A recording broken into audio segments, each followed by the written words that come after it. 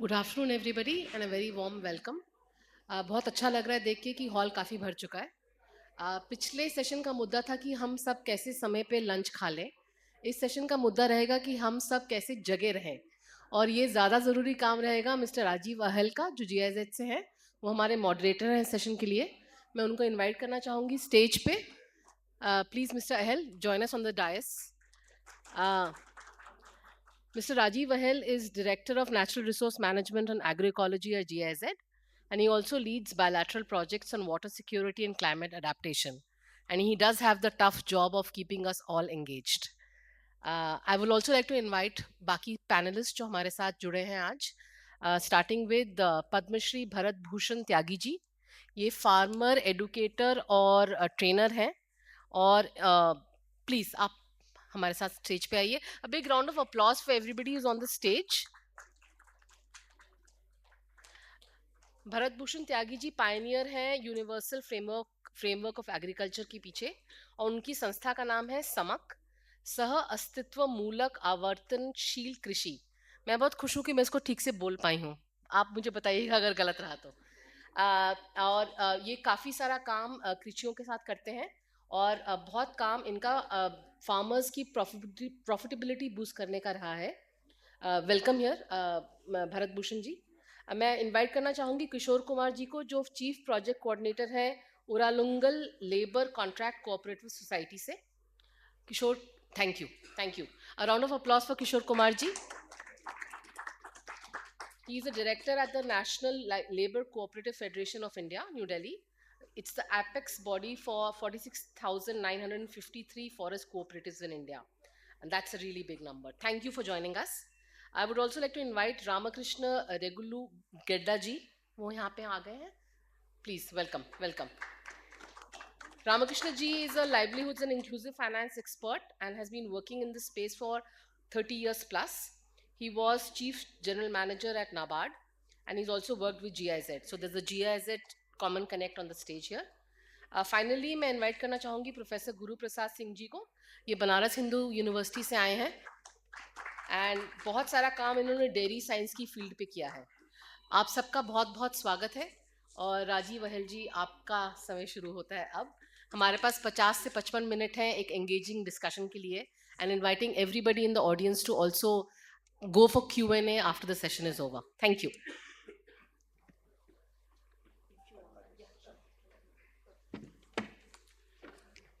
Thank you very much. Our topic today is how to empower farmers through cooperatives and how to empower cooperatives to become more entrepreneurial. So how do they two come together? कि सहकारी संस्थाओं में उद्यमता विकास कैसे हो और किसानों का सशक्तिकरण कैसे हो। अगर हम देखें तो इस टाइम में जो ग्रोथ के सेक्टर्स हैं कंट्री में, बड़ी बड़ी कंपनियां हैं, मीडियम एंड स्मॉल एंटरप्राइजेज हैं, स्टार्टअप्स हैं। हम उनके बारे में काफ़ी बात करते हैं कि 120 हैं, 1 बिलियन के ओवर यूनिकॉर्न्स हैं उनकी जो टर्नओवर है। और इस सारे में कहीं हम भूल जाते हैं कि कोऑपरेटिव्स भी हैं, which are for profit organisations out there. इस समय अगर आप देखें तो करीबन 8 लाख से ऊपर कोऑपरेटिव्स हैं, 8.5 लाख के ऊपर कोऑपरेटिव्स इस देश में हैं, और उसमें से करीबन 90% जो हैं वो गांव में हैं और एग्रीकल्चर पे काम करती हैं। अगर हम हिंदुस्तान के एक जिस परिवेश में वो काम करती हैं तो उसको हम कई बार इस दृष्टिकोण से देखते हैं कि ज़्यादातर जो 12 करोड़ के आसपास किसान हैं या भूमि के पीसेस हैं, उसमें से करीबन 80% छोटे किसानों के हैं, और हमेशा हम उसकी चर्चा एक समस्या के रूप में करते हैं। लेकिन मुझे लगता है it's important that we don't look at that, it's a given context, we can not change it. Now, how in that given context, how do we leverage it to make it powerful? Can small really be powerful? And when we talk about then bringing people together for unifying to make them more powerful, there is no better institution than cooperatives, as has been learned globally, and also by India by starting it already more than 100 years back. So I'll try to keep my points very, very limited. The idea would be that आप सबको बोलने का 5 से 7 10 minute तक का मौका मिले, and then have about 25 minutes, because actual real knowledge sharing and exchange and interaction will happen between you and them. We have such luminaries here across the whole country with such a strong sense of experience that I think we should harvest that. So mine will be to facilitate that. Just to also remind you, and ये भी बात हम करेंगे, कि just like 2023 was the International Year of the Millets, next year is meant to be the UN International Year of Cooperatives. So if you're really looking at them as a source of empowerment for rural development and for farmers, what needs to be done? So वो भी उस पर भी हम थोड़ा बात करेंगे. तो सबसे पहले मैं ब्रिजभूषण जी से पूछना चाहूँगा कि जैसे बताया गया कि आपने प्रकृति और पर्यावरण संवर्धक खेती, जिसको आपने समक का एक नाम दिया, उसको करके दिखाया और उसको देश और विदेश बहुत जगहों पे बहुत महत्वपूर्ण एक तरीका माना गया, और इस योगदान के लिए आपको पद्मश्री से भी नवाजा गया, जो एक मुझे लगता है बहुत महत्वपूर्ण है कि जमीन से उठे किस अनुभवों को रिकॉग्नाइज किया गया. मैं आपसे ये पूछना चाहूँगा कि इस विधि के माध्यम से आपको कैसे लगता है कि सहकारी संस्थाओं को और किसानों को कैसे ज़्यादा उद्यमी बनाने में आगे एक रोल कोऑपरेटिव्स प्ले कर सकती हैं? और एक उससे जुड़ा हुआ छोटा सा और सवाल कि अगर ये एक दिशा हमें दिखती है तो इसके लिए किसको क्या करना होगा?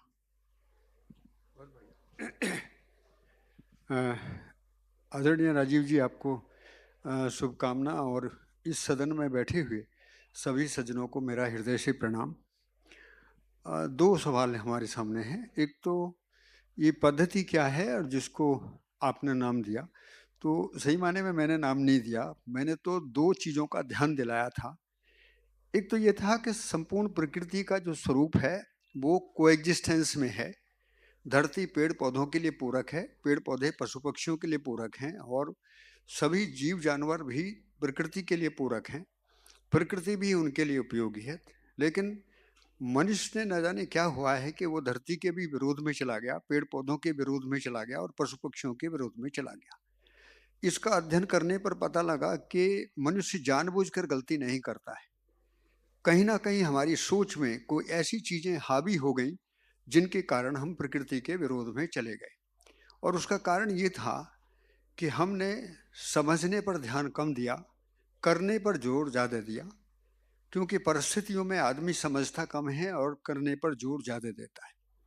करने पर जोर ज़्यादा देते हैं तो हम इनपुट बेस्ड सिस्टम को अडॉप्ट कर लेते हैं. इनपुट बेस्ड सिस्टम से हम लोगों ने बाहर से ही रसायनों का प्रयोग, मशीनों का प्रयोग और अन्य तरीकों का जो प्रयोग खेती पर दबाव डाला.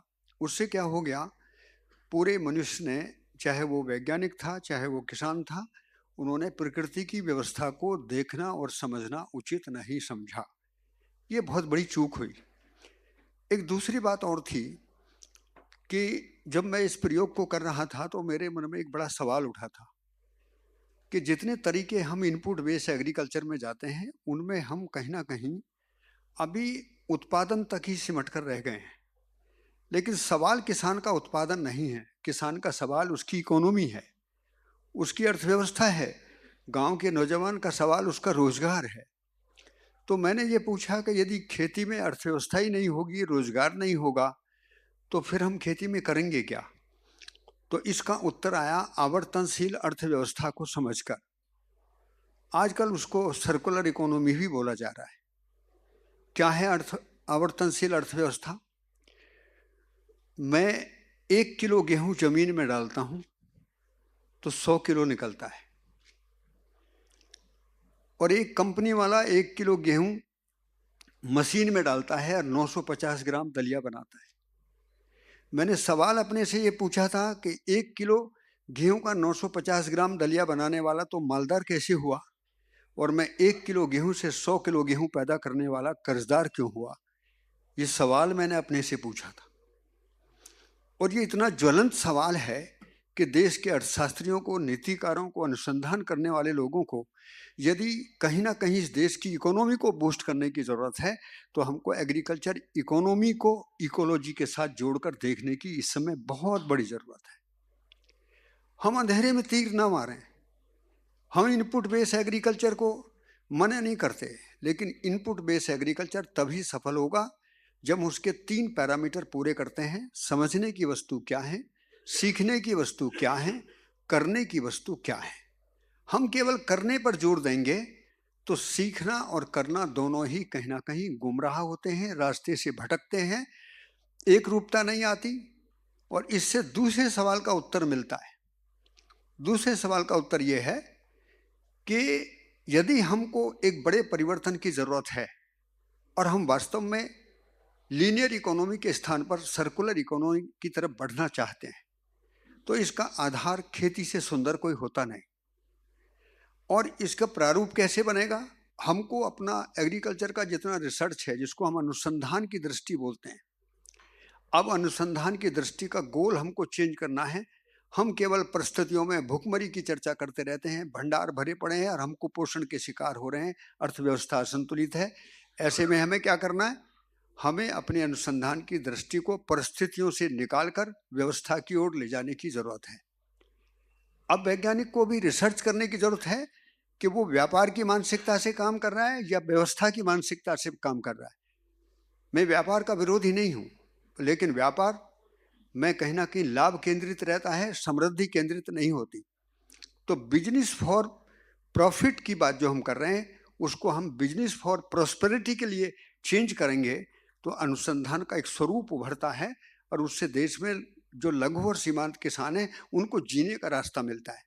साथियों, आज उनकी चर्चा तो हो रही है, लेकिन उनकी संवेदना आपको उस दिन पता लगेगी जब आप उनके बीच में जाकर जिएंगे। किस तरीके से भी आज़ादी के इतने दिन बाद हम गांव को उस कमजोर स्थिति में बनाए हुए हैं। दूसरी बात है कृषि नीति की। कृषि नीति में यदि कंटेंट एक नहीं होगा तो नीति कभी सार्थक नहीं होती। नीति देश के लिए कार्य योजना को एक परिभाषा देती है, एक डेफिनेशन देती है, और उसका कंटेंट निश्चित नहीं है। एक तरीका आएगा उसका कंटेंट कुछ और, दूसरा तरीका आएगा उसका कंटेंट और। पता लगा कि जो कृषि नीति है वो तरीकों में फंस गई। तो नीति का मतलब है प्राकृतिक संसाधनों के साथ जीना मनुष्य की आवश्यकता नहीं, अनिवार्यता है। यदि उसके विरोध में जाएंगे तो मनुष्य का अस्तित्व खतरे में है। इसलिए कृषि नीति एक सकारात्मक रूप के साथ बनाई जाए। और तीसरा विषय है कृषि शिक्षा। जब हम धरती पर जीने के हर आयाम को एक आचरण के साथ जोड़कर देखते हैं तो फिर शिक्षा में इसका विकल्प क्यों नहीं? शिक्षा में समाधान की सुगबुगाहट क्यों नहीं? उसका कंटेंट क्यों नहीं? हम 20 साल तक बच्चे को नौकरी पढ़ाते हैं और फिर 6 महीने में उसको एंटरप्रेन्योरशिप की तरफ ले जाना चाहते हैं। तो हमने शिक्षा में नौकरी की मानसिकता से जो काम किया है उसको उद्यमिता से कैसे जोड़ा जाए, एंटरप्रेन्योरशिप कैसे डेवलप की जाए, ये राष्ट्र के लिए गहरा मुद्दा है। और इसी के साथ साथ मैं चौथी बात कहूँगा कि जो शोध का विषय है, शोध का मतलब है कि हम जो मेरी लैब में हुआ था वो किसान तक कैसे पहुँचे, और आज वो केवल डाटाबेस होकर रह गया। पेपर पब्लिश हो रहे हैं, रात दिन पेपरों की भरमार लगी पड़ी है, लेकिन मेरा लघु और सीमांत किसान गांव में वही खड़ा है जैसे पहले खड़ा था। कर्जा बराबर बढ़ रहा है। तो ऐसी स्थिति में शोध डाटाबेस नहीं हो, रिजल्ट बेस हो। हम रिजल्ट पर चर्चा क्यों नहीं करते? एक पुस्तक लिखते हैं, उसके पीछे 4 पेज हमने जोड़ रखे हैं, उनमें सब में रेफरेंस लिखा पड़ा है कि इसमें मेरा तो कुछ है नहीं, सब कुछ मैंने इस तरीके से रेफरेंसिव है। तो मेरा आप सब मनुष्यों से अनुरोध है कि मैं ज़्यादा लंबी बात करने के लिए नहीं आया, क्योंकि मन में बहुत सारी बातें हैं आपसे कहने की, लेकिन आप वो लोग हैं कि जिनकी कलम में ताकत है, जो लिखते हैं। हमें तो अंग्रेजी नहीं आती, लेकिन आगे आने वाले समय यहाँ सहकारिता वर्ष की तरफ हम बढ़ रहे हैं। क्या हम दुनिया को अपनी सहकारिता का कोई मिसाल दे पाएंगे? ऐसी स्थिति में इस पर कुछ गहन चिंतन करने की जरूरत है। आवश्यकता हमारी कहीं आपको लगती है तो हम दोबारा जब कहोगे जब आपके बीच में हाजिर होंगे। इतनी बात कहते हुए मैं सभी को प्रणाम करता हूँ। नमस्कार।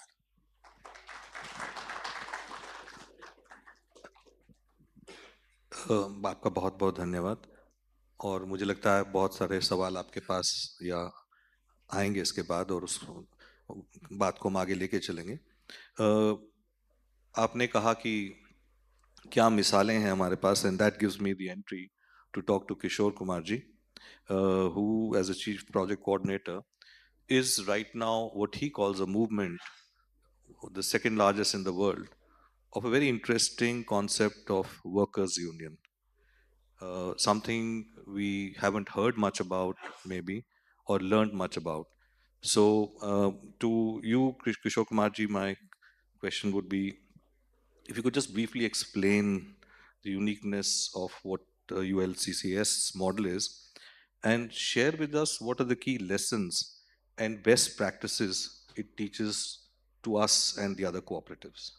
And then, of course, if you can also find time to tell us that if these have to organically grow to other parts of India, what needs to be done, or even the world. Thank you.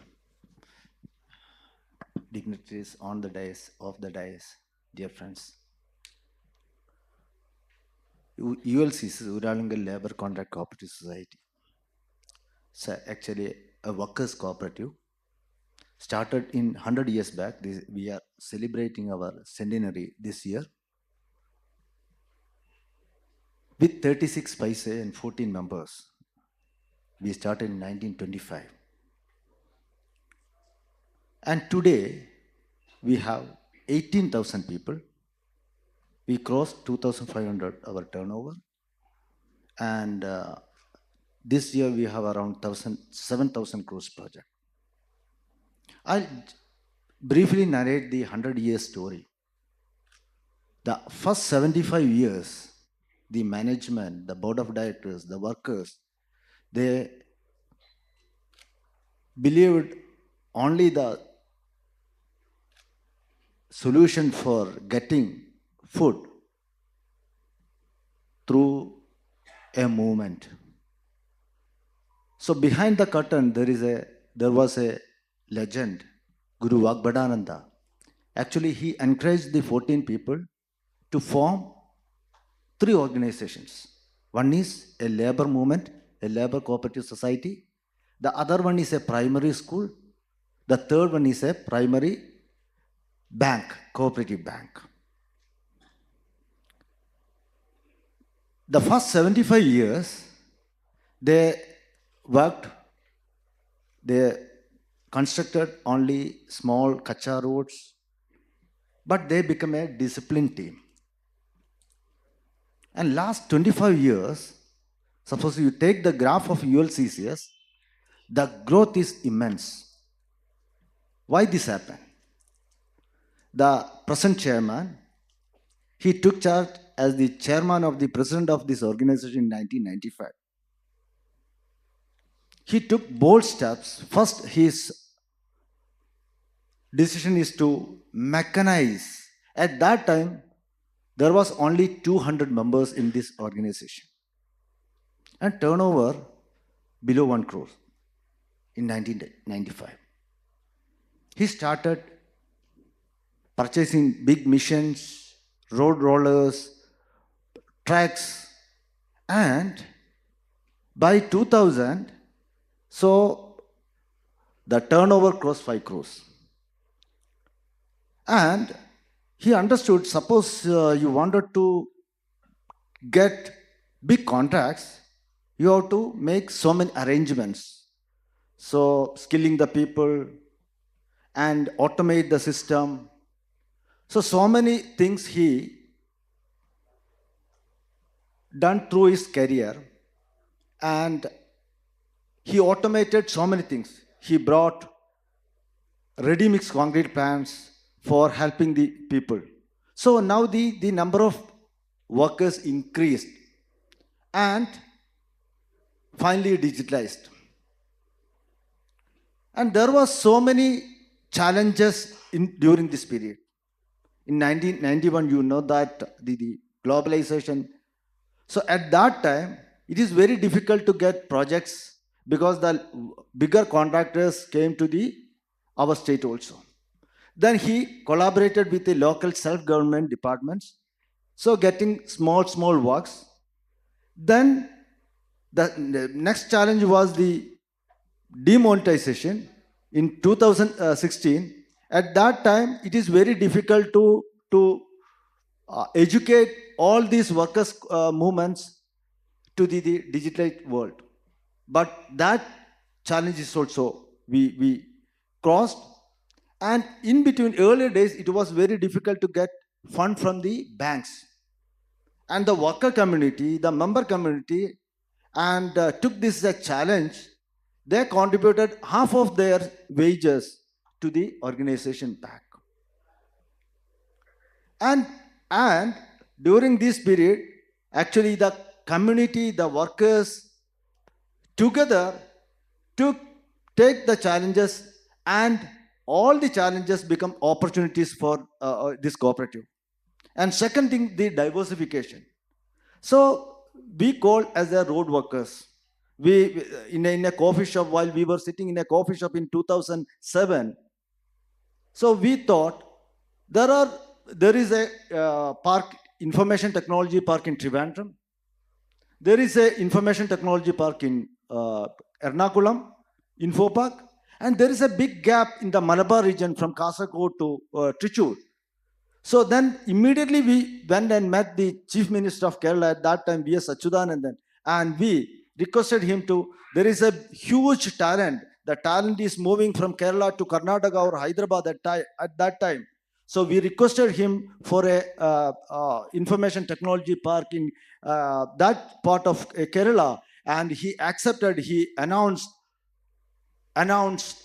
this thing, and all the challenge, and diversified into handicraft village, diversified into education, and so many areas we because during the Q&A sessions I can explain more because the card is now raised. But I think what comes out very clearly is how do we look at the strength that we have. So one is land as a capital, one is labor as a capital. And if we really look at the worker as a capital resource, and that जो आप भी बात कह रहे थे कि मैंने इतना उगाया और मुझे इतना मिला और किसी ने तो same thing, the contractor gets it all, right? So how do you take services and organize workers into self-managed units? So that's one part to really look at labor capital. But the second thing that I think came out for me as a lesson is the fact that how do you move people to next levels of technology and service orientation so that they're just not doing menial, low paid work, but move to a higher level of the value chain in the services industry, in the construction, in all of this. So I think these, and therefore use of technology.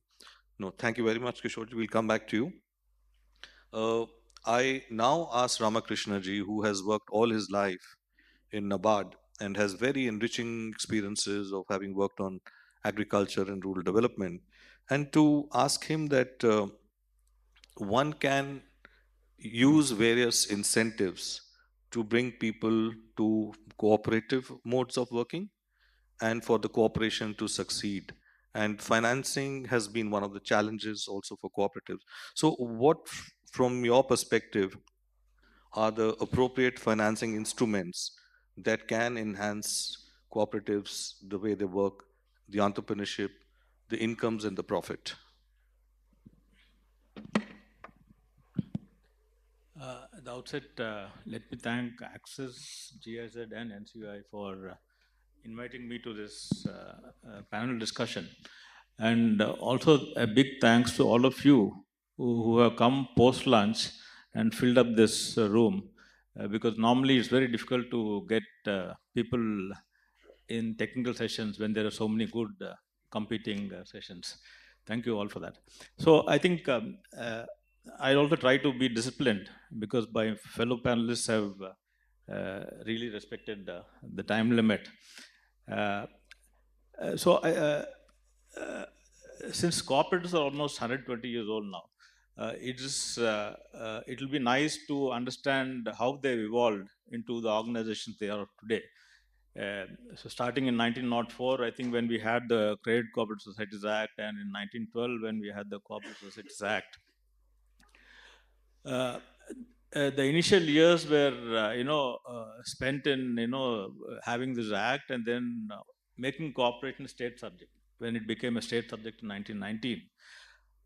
Then the years from 1930 to 1950, I think, since this RBI was set up in 34, RBI started taking interest in the development of credit cooperatives, and they also extended refinance to these institutions, a role which was later on taken over by NABARD when NABARD was formed. And the years perhaps from 1950 to 1990,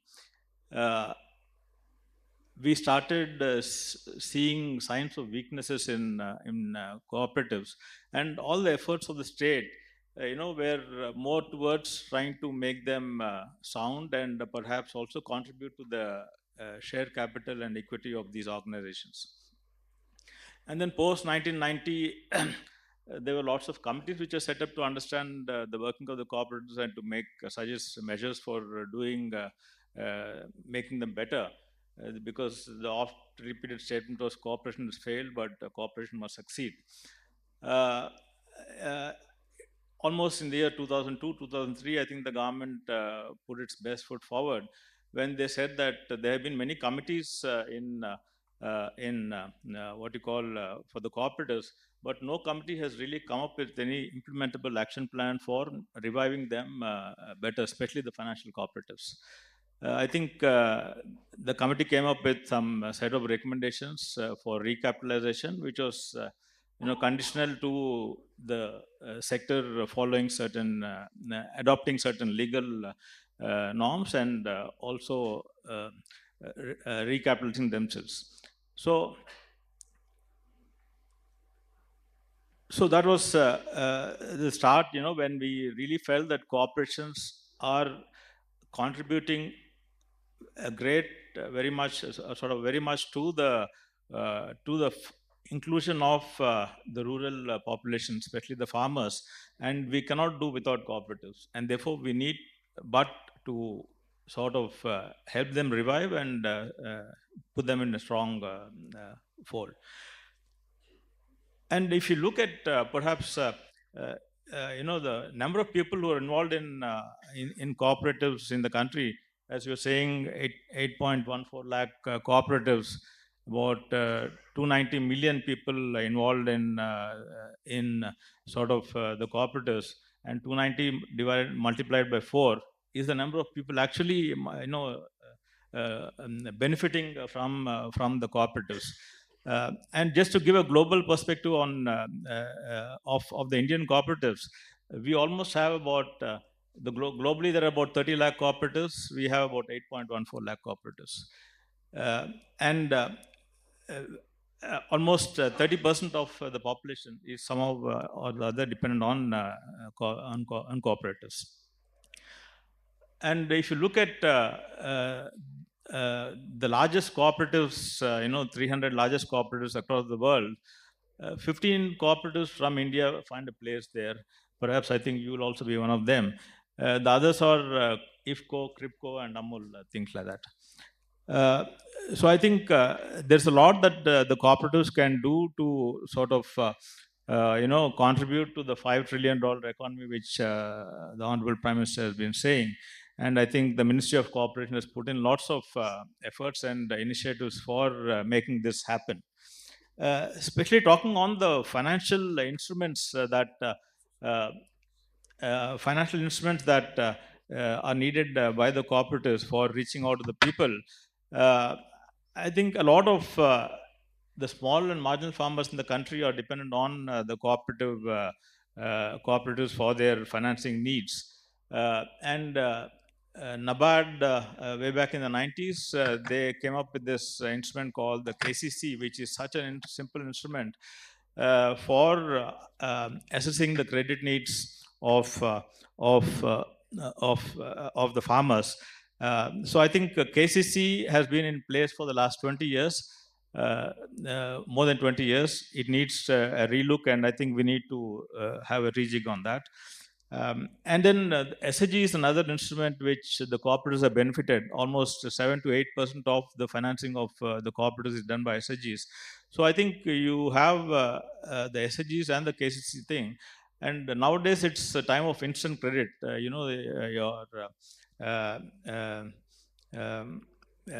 And therefore, I think we need to look at something which can provide instant credit like the other institutions who are competing with the cooperatives in the rural areas are able to provide. So I think I'll stop at this, and I've already got an indication from her. Thank you. Thank you. It's clearly to harvest all of your knowledge that you have. This time is not enough. But I'm also hoping that you're just beginning, or if you already did, to understand the people and institutions. And this is not the last opportunity, that you will catch these people today, tomorrow, whenever, and to get to know more from their own experiences.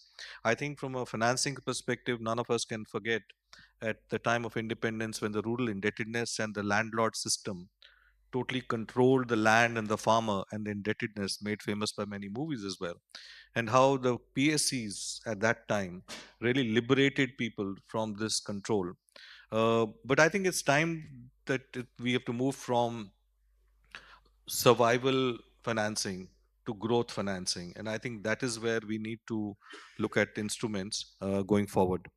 I'm very happy that Sumit ji has been able to make it. So Sumit Singh, who's here with me, he is advisor on strategy and cooperation with National Cooperative Union of India. तो NCOI जो है उसमें करीबन 316 national federation की ज़्यादा है ना.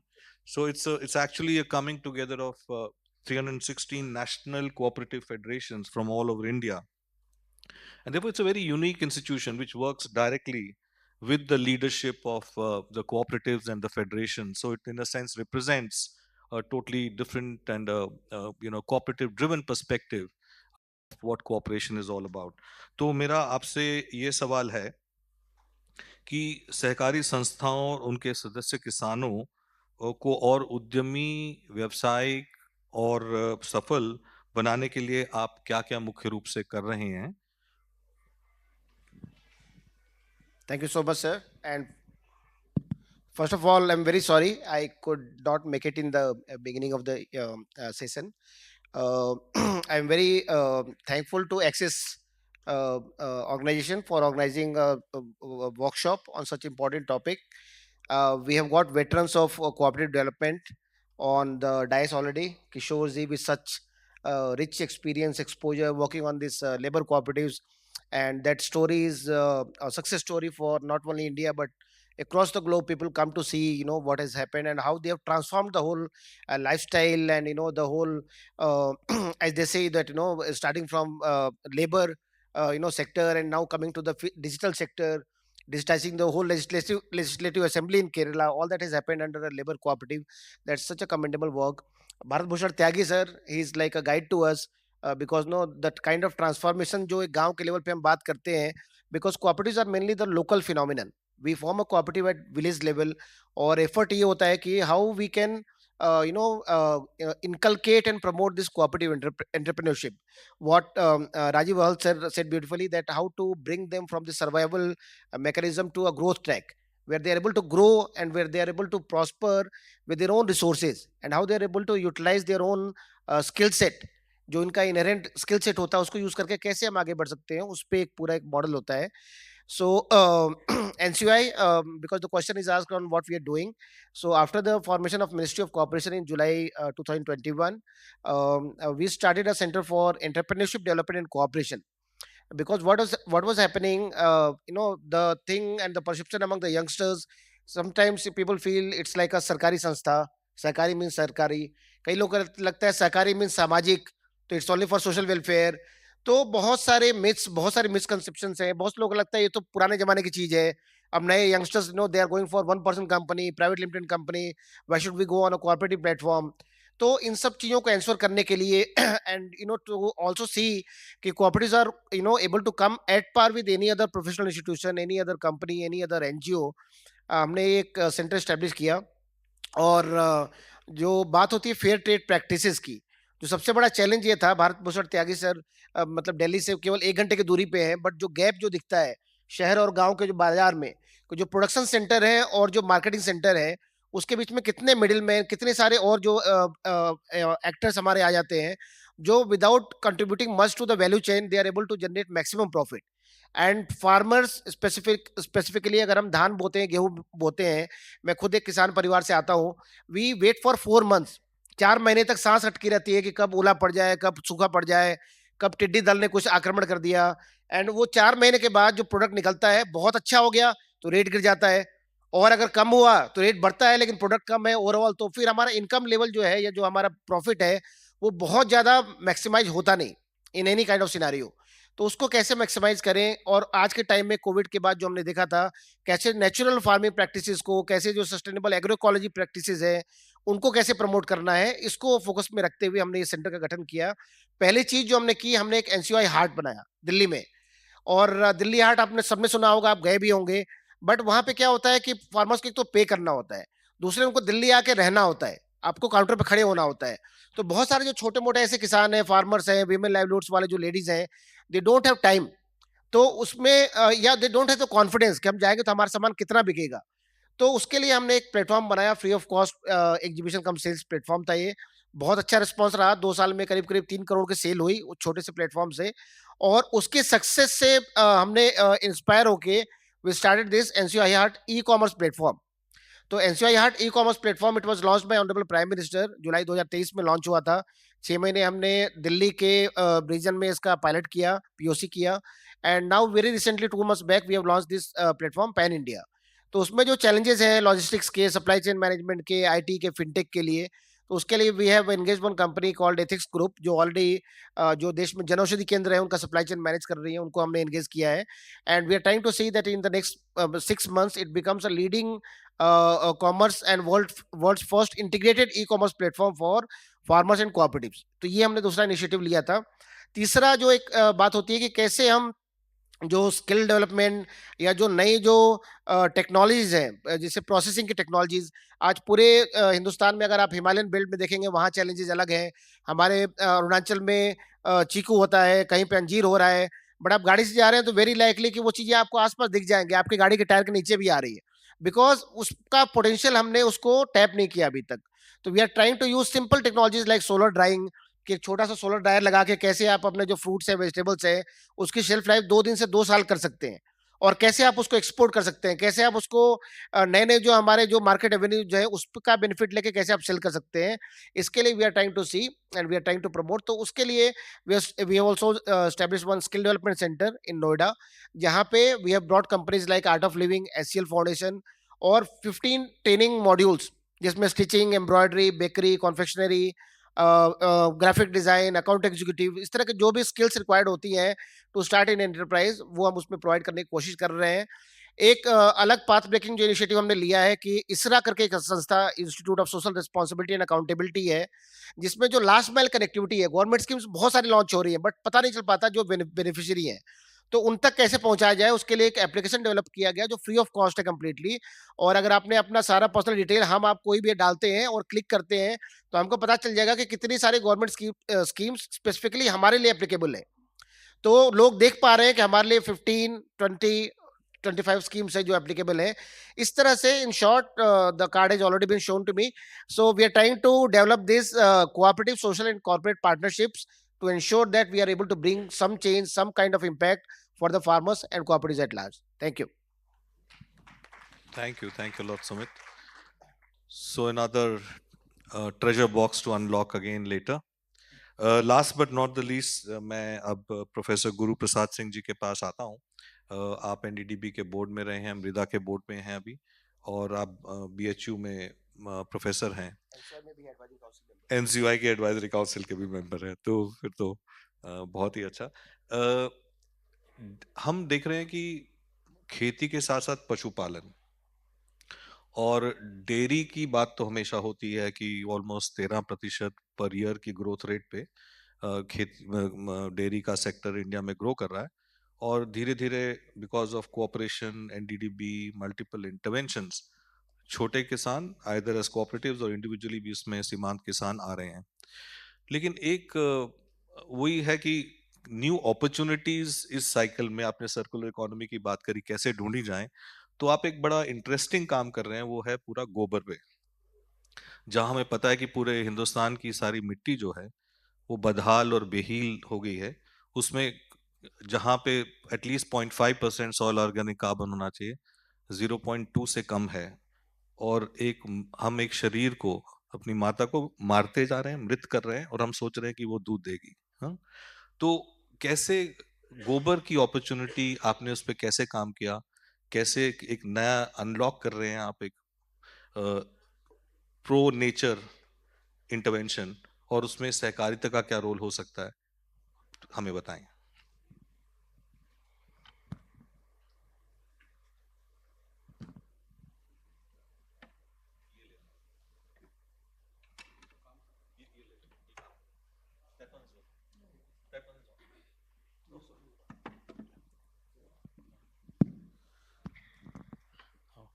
आप सबको प्रणाम। अभी बहुत सारे सेक्टर्स की बात हुई। डेयरी भारत में अभी हम देश के, दुनिया के सबसे बड़े दुग्ध उत्पादक हैं। और कमाल की बात यह है कि हम अनऑर्गेनाइज सेक्टर में हैं। भारत में डेयरी जो है अनऑर्गेनाइज सेक्टर में है। जिसके पास जमीन नहीं है वो भी पशुपालन करता है। तो दूध पर हमने 1.5 लाख करोड़ से ज्यादा की इंडस्ट्री खड़ी कर दी। अकेले 50,000 करोड़ की इंडस्ट्री अमूल है। इस तरह की बहुत सारे मिल्क कोऑपरेटिव्स हैं, कंपनियां हैं। तो इतना बड़ा बिजनेस इस देश में खड़ा है, लेकिन जो डेयरी फार्मर है वो 20 रुपए की सब्सिडी भारत का गरीब पशुपालक अमीर आदमी को देता है, क्योंकि दूध की लागत 70 रुपए पर लीटर है और किसान को मैक्सिमम 50 रुपए उस दूध के मिलते हैं। कोऑपरेटिव्स खरीदती हैं तब, दूधिया खरीदता है तो 30 रुपए में लेता है। यानी भारत का गरीब आदमी 20 रुपए की मिनिमम सब्सिडी अमीर आदमी को दे रहा है। इसकी चर्चा देश में कहीं नहीं होती। अब जहां दूध है वहीं गोबर है। और दुनिया में एक लॉबी है जो मीथेन के नाम पर भारत के डेयरी इंडस्ट्री को समाप्त करना चाहती है। एक बहुत बड़ी चर्चा है कि सबसे ज्यादा मीथेन निकलता होगा उनकी गाय में, क्योंकि उनकी गाय की फूड हैबिट, उनका जो बाकी चारा है वो डिफरेंट टाइप का है। भारत की जो गोवंश है, यहाँ जो हम चारे खिलाते हैं, उससे मीथेन कम निकलता है। ये साइंस की बात है और इस पर मैं चर्चा करने के लिए दुनिया के किसी भी वैज्ञानिक से तैयार हूं। अब ये गोबर एक समस्या है। महानगरों में कहते हैं कि सीवर चोक हो जाता है, गांव में कहते हैं कि उसकी वजह से मलेरिया फैल जाता है, और गांव में मोस्टली लड़ाइयां गोबर की वजह से होती है। तो एनडीडीबी ने एक कंपनी बनाई गोबर के मैनेजमेंट के लिए, एनडीडीबी मृदा, MRIDA। उसको हम लोगों ने एक पायलट प्रोजेक्ट किया जकरियापुर गांव में। आदिवासियों का गांव, जंगल काट करके वो लकड़ी लाते थे, उस पर भोजन बनाते थे। 200 हमारे वहां मिल्क कोऑपरेटिव के मेंबर्स थे। तो हमने उनके यहां 2-2 घन मीटर के गोबर गैस लगाए। उससे उन्होंने लकड़ी काटना बंद कर दिया, उनके घर में गैस का उपयोग होने लगा। वो जो 200 घरों से स्लरी आई गोबर गैस की, उसके लिए हमने एक महिला खाद मंडली बनाई। और महिला खाद मंडली ने, उनको हमने एक सेपरेटर दिया कि लिक्विड को अलग करिए और जो सॉलिड है उसका गोबर का, सूखे गोबर को अलग करिए। फिर उनको ट्रेंड किया कि रॉक फॉस्फेट जो नेचुरल मटेरियल है उसको एक सर्टेन कंपोजिशन में मिक्स करिए। ये जो सबसे महंगा फर्टिलाइजर है DAP, उसका विकल्प है। लिक्विड फर्टिलाइजर को डायरेक्ट खेत में वो सिंचाई के साथ अप्लाई करें, डाइल्यूट करके फोलियर स्प्रे करें। उसमें बहुत सारे माइक्रोन्यूट्रिएंट्स हैं, तो उनकी सब्जियों की जो साइज खराब हो रही थी, न्यूट्रिशनल डिफिशियंसी थी, फसलों में जो दिक्कत थी, वो दूर हुई। उसके साथ हमने उनको 20-20 वहां की लोकल जो मुर्गी थी अंकलेश्वर, उसके बच्चे दिए। तो 200 परिवारों में अगर 20-20 दिए तो 4000 हो गए। उस गांव में 4000 ऑर्गेनिक अंडा होने लगा। उस अंडे से एक किसान को अगर 10 रुपए में बेचा तो 200 की आमदनी उसको मुर्गी से हुई, और ये 200 दिन तक हुई।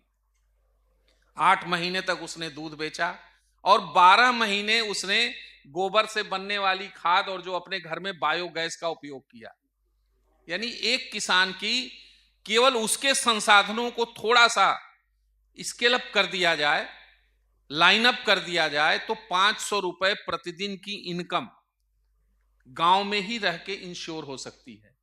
और फिर उनकी सब्जी, जिस गाड़ी में दूध जाता था उसी में सब्जी और उसी में वो ऑर्गेनिक अंडा वो शहर को आने लगा। उसके लिए अलग से कोई प्रयास नहीं करना पड़ा, कोई गाड़ी नहीं लगानी पड़ी, कोई आउटलेट नहीं खोलना पड़ा, कोई कंज्यूमर नहीं ढूंढना पड़ा, क्योंकि जो दूध का कंज्यूमर था वो सब्जी का भी कंज्यूमर था और वो अंडे का भी कंज्यूमर था। तो ये एक मॉडल हमने बनाया। फिर हम इसके देश के अन्य हिस्सों में ले गए, छोटे छोटे बायोगैस। अभी सुजुकी कंपनी हमारे साथ शेयर होल्डर हो रही है हमारी इस मृदा कंपनी में, उसका एग्रीमेंट अभी साइन होना बाकी है। सुजुकी का इंटरेस्ट है कि आप हमको मीथेन दीजिए, हम भारत में सीएनजी बेस्ड कारखाना लगाएंगे, कार बनाएंगे। तो आज किसान दूध बेच रहा है कोऑपरेटिव के थ्रू, कल वही किसान बैलून में भर करके गैस भी बेचेगा दूध के साथ साथ। एक गांव की पूरी जो आवश्यकता है खेती की, उसके लिए जितना ऑर्गेनिक मैन्यूर चाहिए वो किसान उसी गांव में पैदा करेगा। ये सब कोऑपरेटिव के माध्यम से संभव हो सकता है और देश की समृद्धि का रास्ता गांव से होके गुजरता है। जब भारत सोने की चिड़िया था तो यहां कोई बड़ा महानगर नहीं था, बड़े कल कारखाने नहीं थे, और उसका उदाहरण यह है कि भारत में कहीं चांदी की खदान नहीं है, लेकिन सबसे ज्यादा चांदी भारत के आदिवासी इलाकों में है, महिलाओं के पास। तो ये चांदी कहां से आई? यानी हम हुनरमंद थे, अलग अलग इलाके का एक एक प्रोडक्ट ऐसा था जिसको खरीदने के लिए दुनिया से लोग आते थे। आज हमारे पास सब कुछ है, लेकिन हम अभावग्रस्त हैं। जब तक किसान के घर में गाय थी, वो रोटी को अन्न से नहीं खाता था, रोटी दूध से, रोटी छाछ से, रोटी मक्खन से, रोटी दही से। आज हम सबके पास पैसा है, लेकिन हम अभावग्रस्त हैं। आज हमको कोई चीज हम किसी कंपनी का खरीद लें, आप उसके शुद्धता की गारंटी नहीं ले सकते। तो ये सब कोऑपरेटिव के माध्यम से संभव हो सकता है, बशर्ते कि जो हमारे विकास का रथ है उसके पहिया को आप गांव के तरफ सहकारिता के माध्यम से मोड़ दीजिए। देश की तकदीर और तस्वीर दोनों बदल जाएगी। और जिस लिवलीहुड सिक्योरिटी की बात हम सारे लोग यहाँ बैठ करके कर रहे हैं, उसकी शुरुआत अगर हम किसी गांव से करें तो निश्चित तौर पर सहकारिता के माध्यम से यह संभव होगा। धन्यवाद।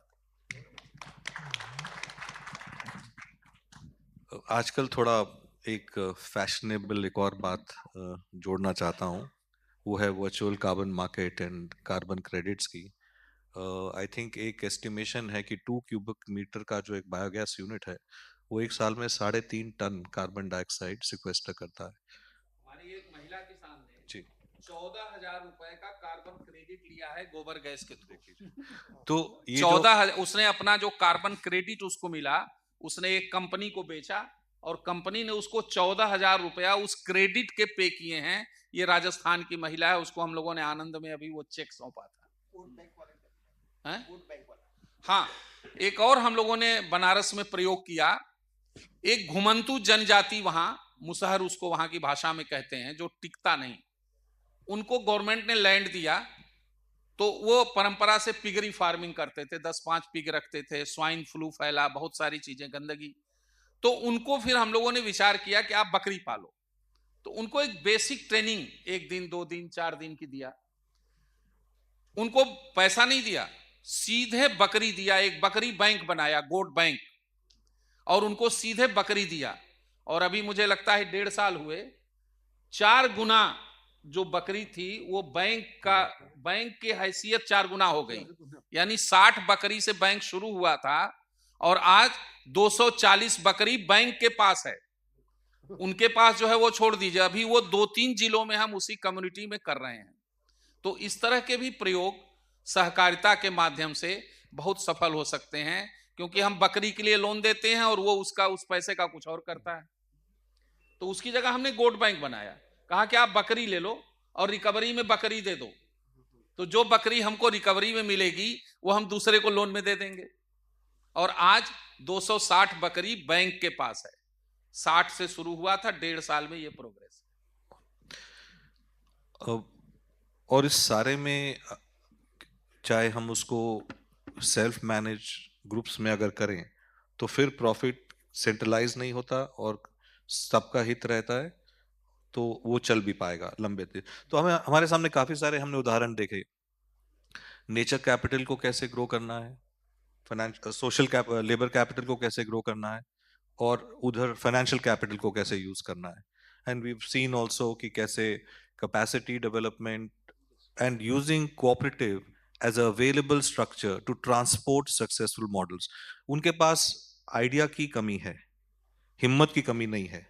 अगर अच्छे आइडियाज हम स्ट्रक्चर्ड तरीके से एक्सपोर्ट करेंगे, उनके पास ले जाएंगे, उनको सिखाएंगे, this growth will happen from village to village and will cover the whole country and the world. One last round of questions. How much time do we have? Oh, the idea was to also get some questions quickly. One, अगले साल UN Year of Cooperatives, एक sentence में की recommendation क्या करना चाहिए इसको success बनाने का। जस्ट विद अ बैकग्राउंड, हम लोग भी सोचते थे ईयर ऑफ मिलेट बहुत शोर मचेगा, इनमें कुछ नहीं होगा, लेकिन ये जरूर हुआ कि मिलेट्स को एक काफी विजिबिलिटी मिली, मार्केट्स को सपोर्ट मिला और किसानों की वैल्यू चेन को स्ट्रेंथ मिली। तो उसी तरह से इस पूरे कोऑपरेटिव के माहौल में what are things that can be done to make next year a successful year of cooperatives from India? एक एक करके मैं आपसे पूछता हूँ। देखिए, सहकारिता के आधार पर कृषि को एक व्यवसाय के रूप में स्थापित किए जाने से नेशनल कैपिटल भी बढ़ेगा और सारा वसूल निकलेगा। Two things. One is attract youth into the cooperative forum. So I'll give you 2 minutes. So I made an experiment. I made a questionnaire and distributed among 30 professionals, youth, average age of 26. And actually there are 10 questions. First question, do you know about cooperative? So the 30 people answered the same, no. And second question, again I asked the second question, that was irrelevant. I asked, do you deal with the cooperative banks? No. Then I asked one more question. You just tell me what are your banks. Then one of the participant told me one cooperative bank's name. So this is the situation. There is no the youth participation in our cooperative, especially in Asian countries, it is very bad. But in ULCSS, 80% of the total members are youth at below 40 years. So that is a difference from the other cooperatives. Second thing, encourage maximum the cooperation among cooperatives.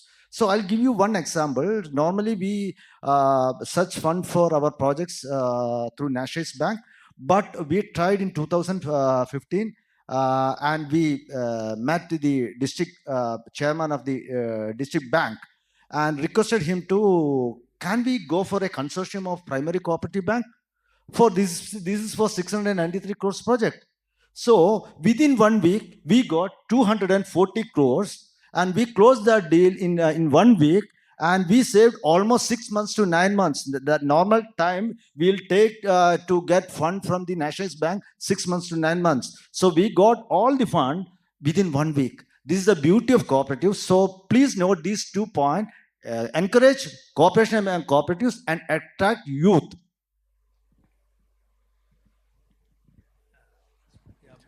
I also wanted to talk about the government should try to facilitate and catalyze more cooperation amongst cooperatives. Yeah, and also the fact that cooperatives can be successful, as you were saying, in providing some technical support and hand-holding support, and that is best provided by federations of cooperatives.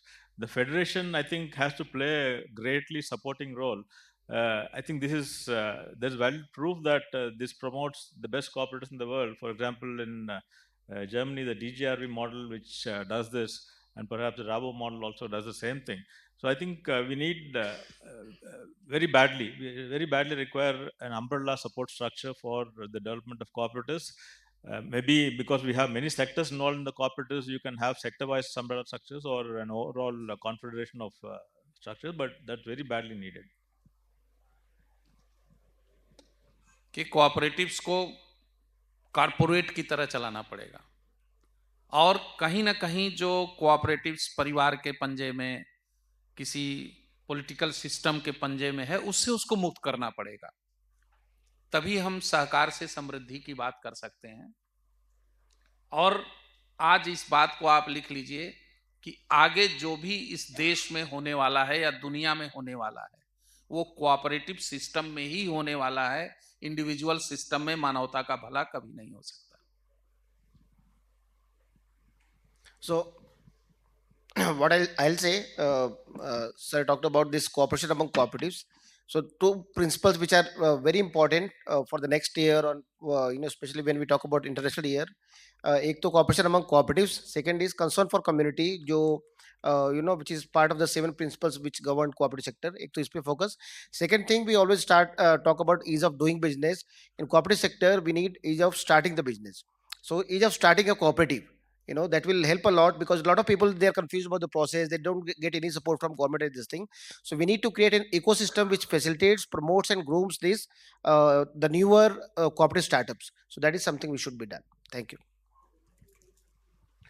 So from my side, thank you to all of you. And I have failed in my effort to try and create some space so that you could ask questions, with the offer that on their behalf that next tea break, you're please free to catch them and follow up. Yeah. Thank you. Thanks all of you. हाँ, अभी time नहीं है। हाँ, T पे पूछ सकते हैं ना। मैंने आपकी तरफ से बिना पूछे प्रस्ताव दे दिया। Thank you so much, Mr. Rajiv Ahal, for keeping us wide awake and engaged.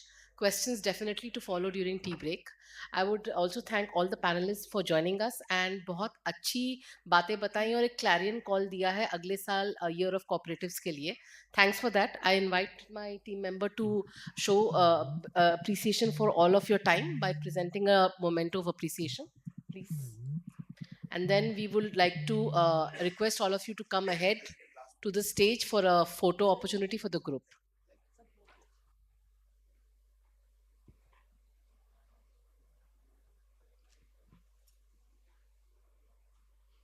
You can come up.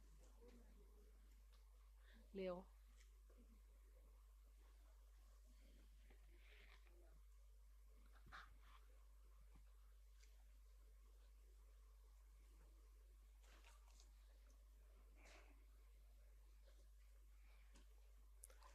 हम स्टेज में थोड़ा आगे आ सकते हैं एक फोटोग्राफ के लिए please and a big round of applause to all our panellists.